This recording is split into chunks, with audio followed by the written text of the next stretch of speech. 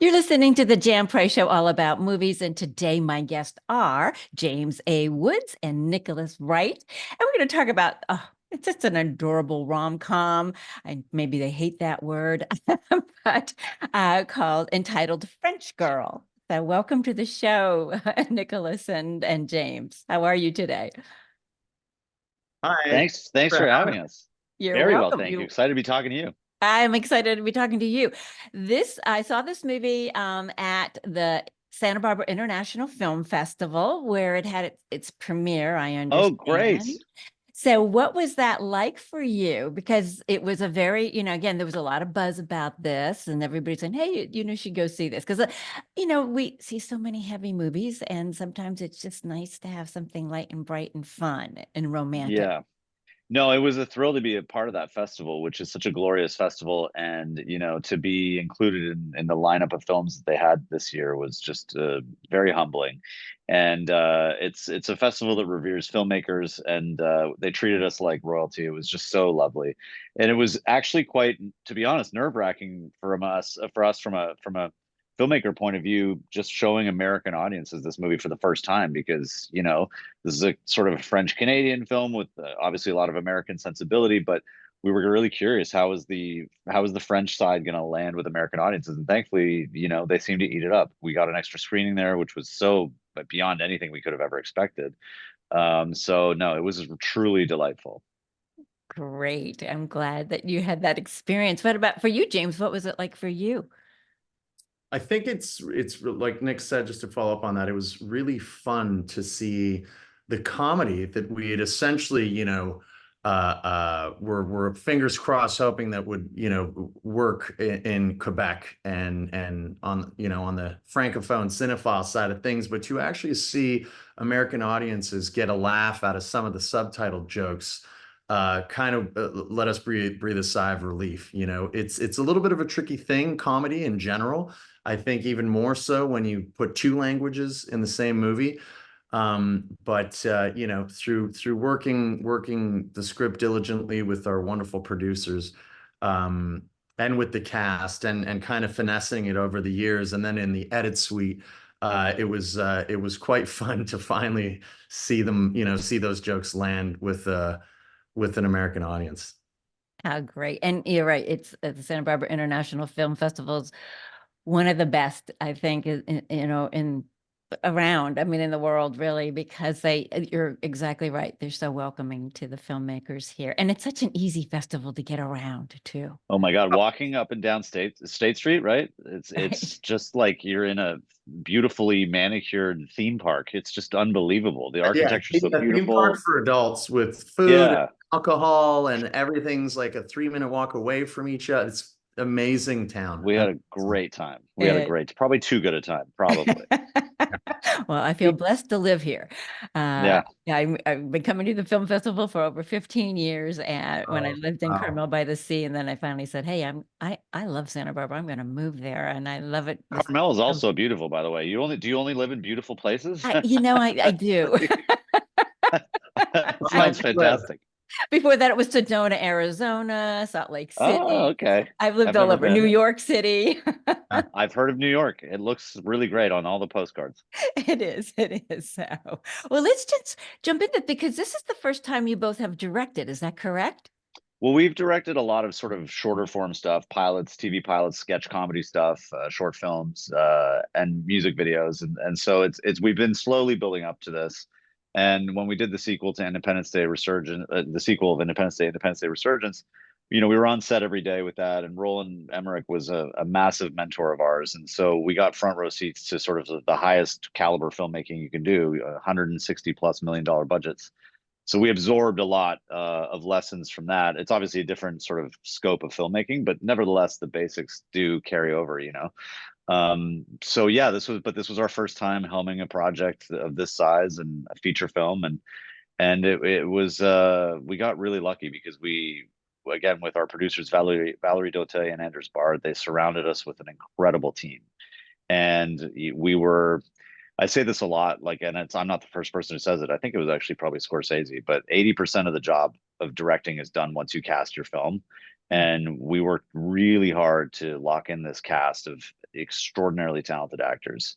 And once we got them, it's really like you call action and then, you know, you nudge them a little left, a little right, but they're in the movie because we love them and they were absolutely perfect for the role. So they made our lives a lot easier for sure. And then when you combine that to great technical crews in Montreal, where Nick and I grew up, and that's where we kind of got our start early on as actors. We had the privilege of working with these wonderful technicians of the craft, and there's huge American and European films that go shoot in Montreal. So you mix a great cast with a great crew, and then you fingers crossed get a great editor, which we ultimately did, and someone who wrote a fabulous score.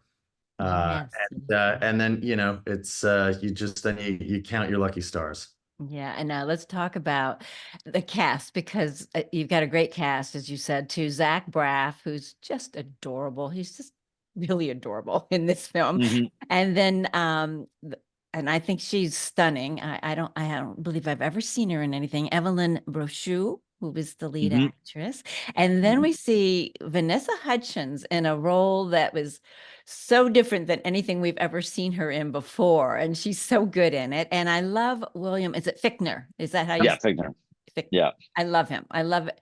He's always great, but he's really good in this film. So let's talk about, how did you attract this wonderful cast? James, why don't you tell me? Oh, well, go ahead. James. No, go. Money. No, we Money. we just look, you take swings, you take swings and you send the script out, and we'd been working on it for a while, and we got it to a place where, we thought it was ready. The producers thought it was ready. So we kind of released the proverbial hound, and to our shock and awe, Zach, who was literally on a casting list at the top with just Zach Braff type, we didn't think we really had a chance of ever getting it into his hands, but the tremendous power that is Anders Bard was able to get it to him, and he read it. And the next day we got an email from CAA, a wonderful agency that represents him. And they said, look, let's do a Zoom. He's super interested. And that kind of got the ball rolling. And, Vanessa, same story, like how could we? There's no way. But, once you have a little bit of momentum, other doors start opening.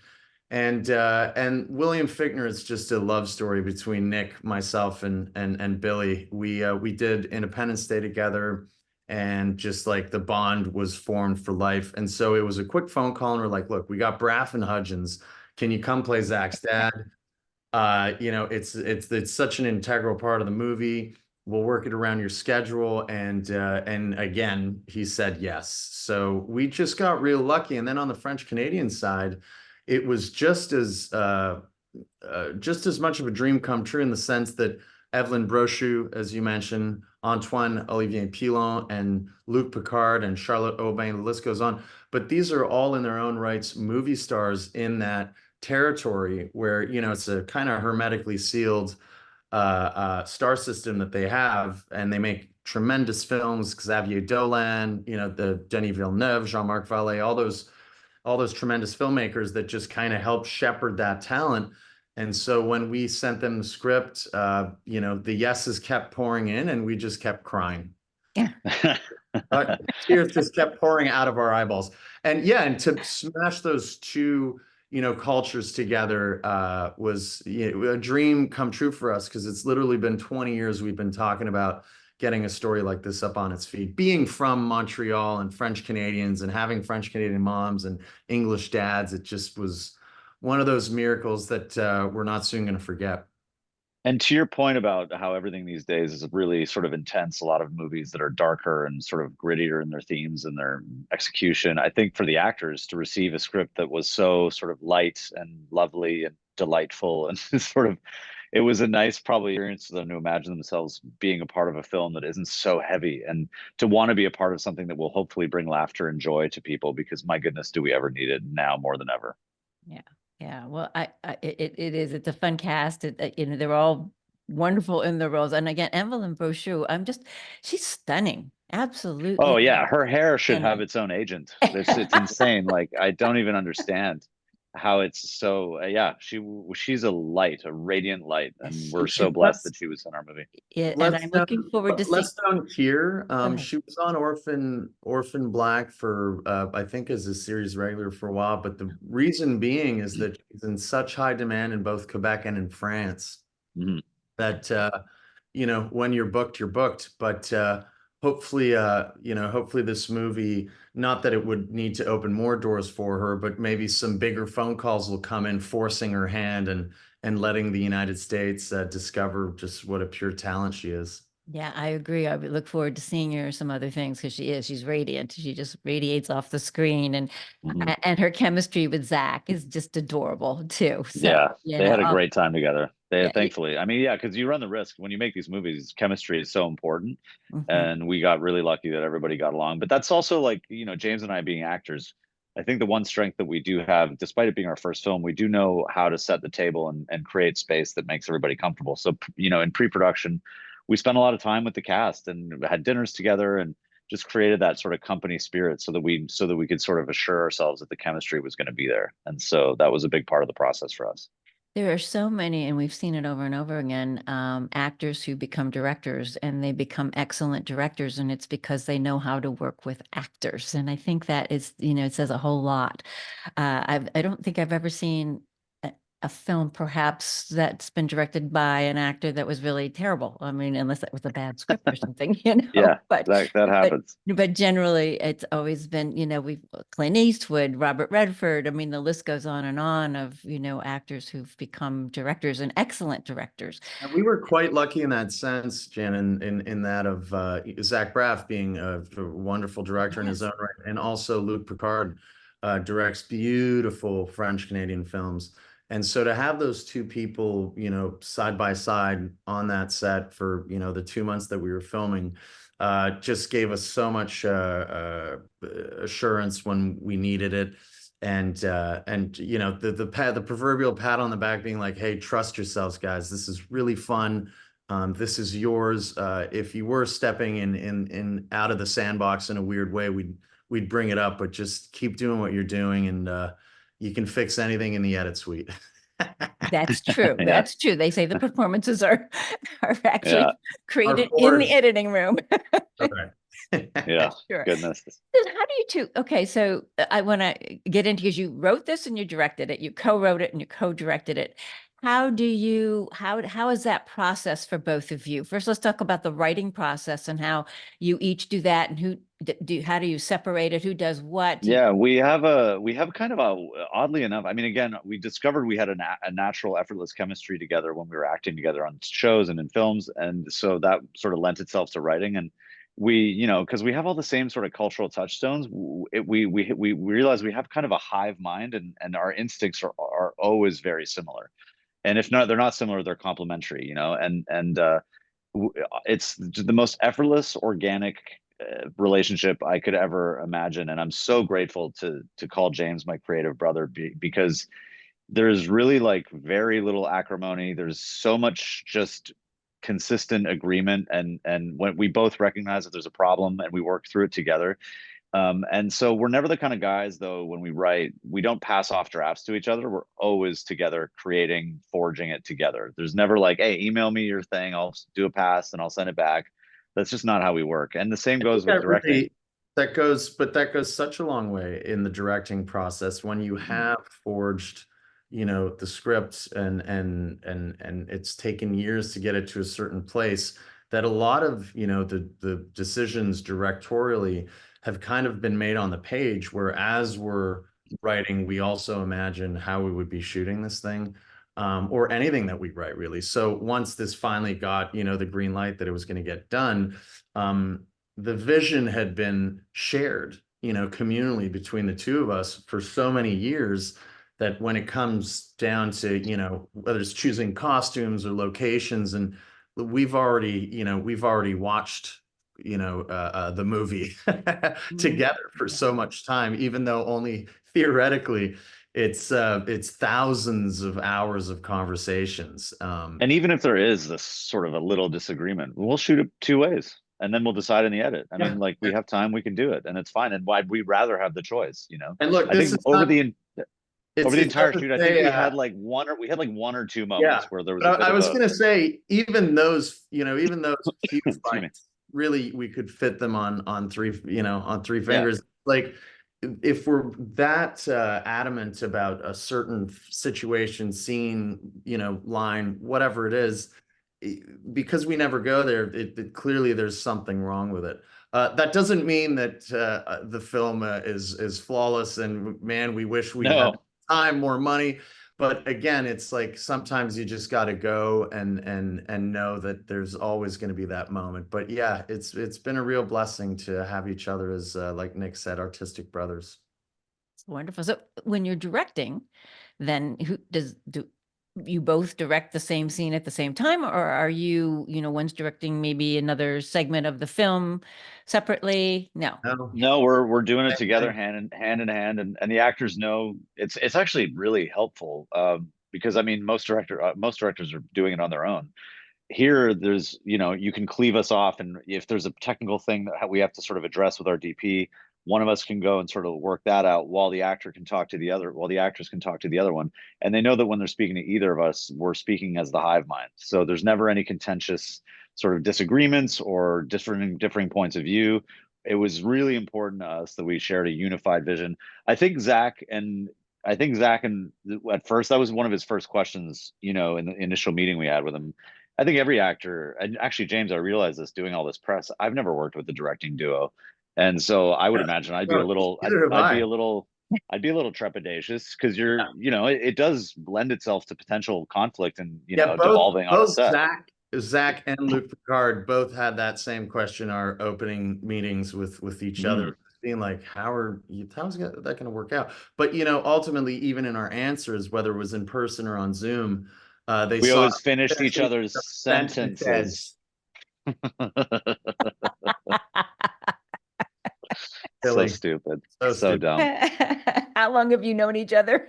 20 plus years. Yeah, a Oh my long time. goodness. So how did you meet and decide you wanted to do these things This together? is a really stupid story, but James was a regular on a kids show for a network in Canada called YTV. It was kind of a spoof of Harry Potter called Seriously Weird, and he played like a high school bully to the sort of Harry Potter ersatz character. And I was playing a guest star, and I didn't have any scenes with him, but I was kind of like sort of watching him from afar, being like, just man, that guy looks like a real dick. That guy, I don't want to talk to him. No, and I'm the dick in this situation. And then I never spoke to him. I was just like this arrogant asshole. And then like 3 months later, I got cast in the lead role of this film called Hatley High. And I didn't know it, but he was cast as my nemesis in the film. So the first day he comes to set, he pulls up. I look at him come out of his arrogant SUV, and I was like, "Not this guy. Are you kidding me? No, this is gonna suck." Literally within 5 minutes, we became best friends, and I was eating crow. I was like, "What kind of an asshole is like?" I'm so. It was a big, it was a humble pie, and we've been so close ever since. It It's was a great amazing. story. It's a great story. And that does happen lots of times when kind of just when you meet somebody and they kind of just rub you the wrong way. And then when you actually talk to them, then you find, oh, wait a minute. I Oh really yeah, and then like you that. feel like the asshole. But Yes. look at him; he looks like a high school bully. Look at him. Come on, Still, still. Phil. That's a compliment. Well, let's come back to the French Girl. We never did tell the audience what the story's about. So either one of you can jump in and tell the audience a little bit what French Girl's all about. I'll start things off with saying one of the fusing factors of Nick and I's love for one another was that we communally shared our family story, how our parents met, where an English Canadian met a French Canadian and decided to, throw all their chips in and move to Quebec.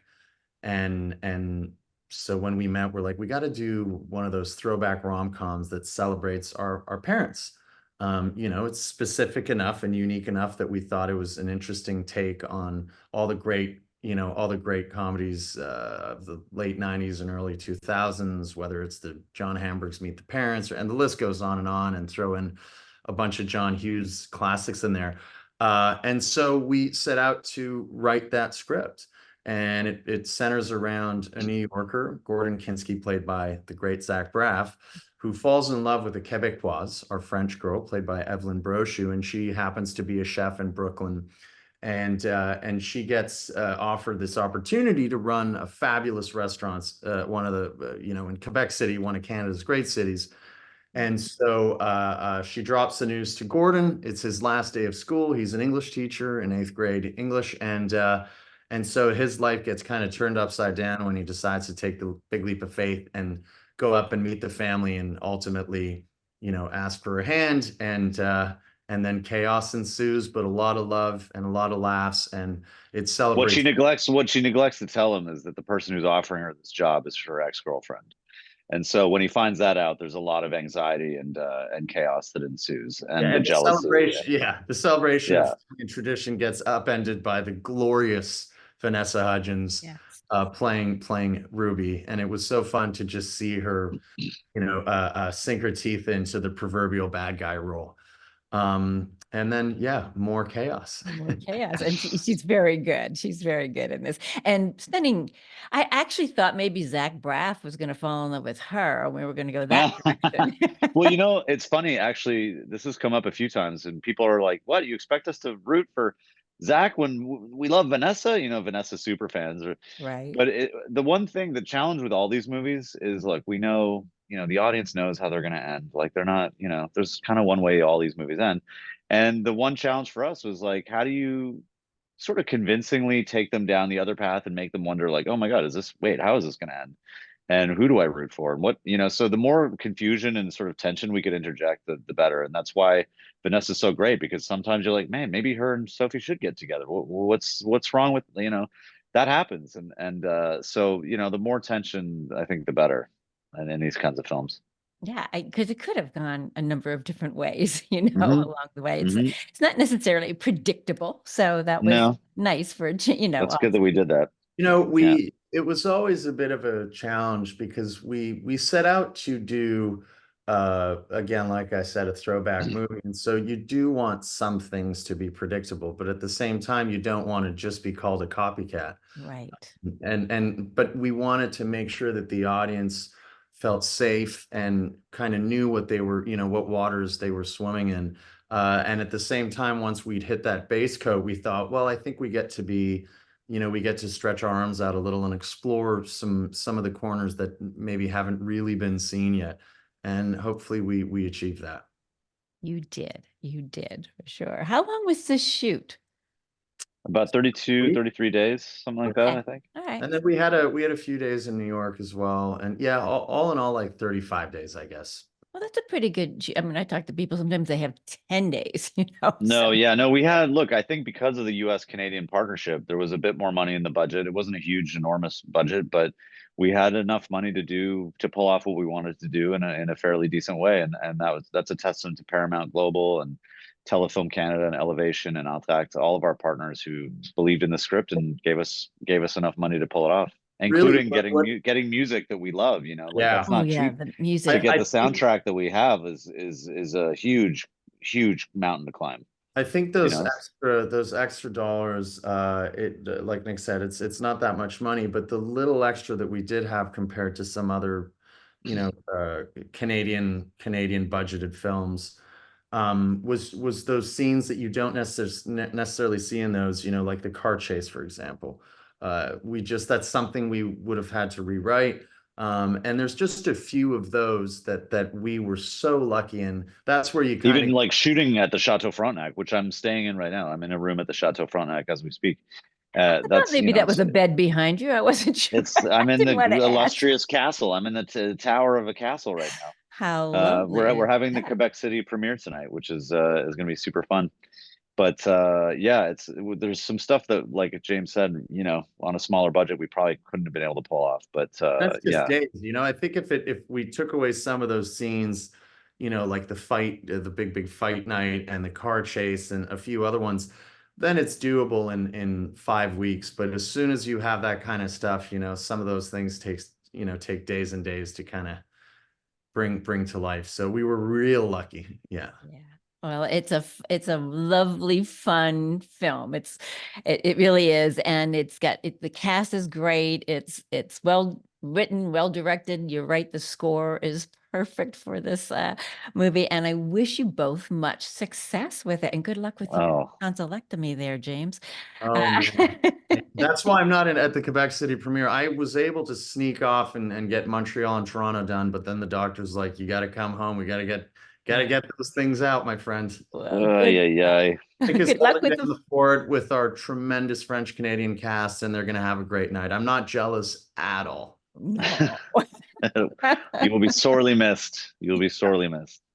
Well, good luck with this movie. It's so Thanks, much Jen. fun. It's Thanks, Jen. premiering in the US this Tomorrow, month. Friday, Okay, Friday. Friday. in Friday March. March starts 15th. for, I think it's in theaters for a few weeks, and then, but very soon after its theatrical release, it'll be, I believe, on VOD, like starting on the 19th or 20th, and then in a month or so, it'll be on Paramount Plus. So you'll Wonderful. be able Oh, to watch it anywhere, anytime, pretty soon. well, search for it because Paramount Plus has some of the best movies. They really do. So if you don't have Paramount Plus, make sure you Legacy get it. Studio. Yeah, Classic. it's a great What's studio. that indie film, Mission Possible or Hmm. Mission Top, Impossible? top, Gun. top pistol, How top do you pistol, I top, think, right? yeah, top shooter. Top shooter. Shooter. All right, good luck with everything. Lovely Thanks, having you Jen. on the show, and I look forward to having you back with your next I project. look forward to it. Can't Or wait. maybe it's, yeah, enjoy Santa Barbara. Thank you. I hope you come We will back. see you there soon. We We'll be will. back. Yeah, Bye. we will. All right, take care. Thanks, Have a Jen. great day. Bye-bye. You too. Bye-bye.